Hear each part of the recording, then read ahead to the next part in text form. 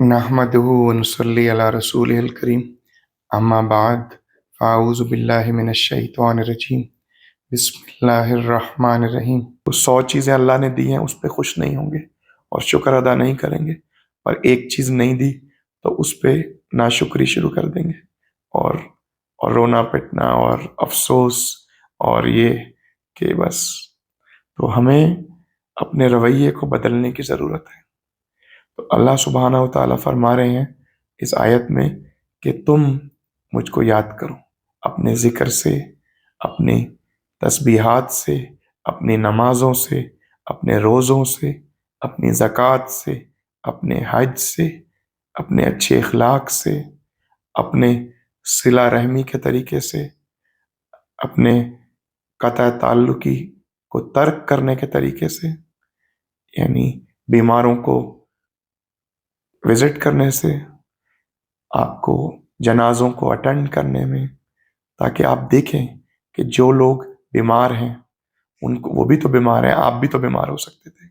جو لوگوں کے جنازہ آ گیا ہے، ان کی ڈیتھ ہو گئی ہے، کل آپ کی بھی ڈیتھ ہو سکتی ہے۔ تو یہ دونوں کا اللہ تعالیٰ نے بہت اجر رکھا ہے کہ کسی بیمار کو آپ وزٹ کریں، اس کی تیمارداری کریں اور جنازوں میں شامل ہوں، جنازوں کے پیچھے چلیں، جنازوں کو قبرستان تک دفنانے جائیں۔ تو اس کا بہت اجر رکھا ہے۔ اس کا اجر اس لیے ہے کہ اللہ نے اجر رکھا ہے، پلس دونوں میں آپ کے لیے مقام عبرت ہے کہ آپ دیکھیں کہ بھئی یہ بندہ بیمار ہے، میں بھی بیمار ہو سکتا ہوں، اس بندے کا انتقال ہو گیا، میرا بھی انتقال ہو سکتا ہے۔ تو ہم اس سے عبرت پکڑیں اور اپنے رویوں کو بدلیں۔ پھر اسی حوالے سے ایک حدیث قدسی ہے، اللہ سبحانہ و تعالیٰ کے رسول صلی اللہ علیہ وسلم نے بتایا کہ اللہ تعالیٰ فرماتا ہے کہ جب میرا بندہ ذکر کے ذریعے مجھے یاد کرتا ہے تو میں بھی اس کا ذکر کرتا ہوں۔ جب میرا بندہ دل میں مجھے یاد کرتا ہے، میں بھی اسے دل میں یاد کرتا ہوں۔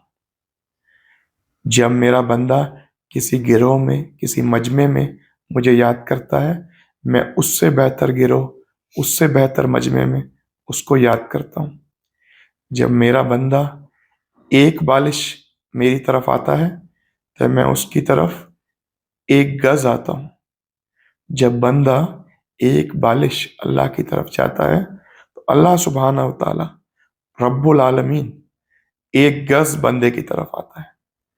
جب بندہ ایک گز اللہ کی طرف جاتا ہے تو اللہ سبحانہ و تعالیٰ رب العالمین 2 گز بندے کی طرف آتا ہے۔ پھر جب بندہ اللہ سبحانہ و تعالیٰ کی طرف چل کر جاتا ہے تو اللہ سبحانہ و تعالیٰ فرماتا ہے، ہمارا رب ہم سے فرماتا ہے، رب العالمین فرماتا ہے کہ جب میرا بندہ میری طرف چلتا ہوا آتا ہے، میں اس کی طرف دوڑتا ہوا آتا ہوں۔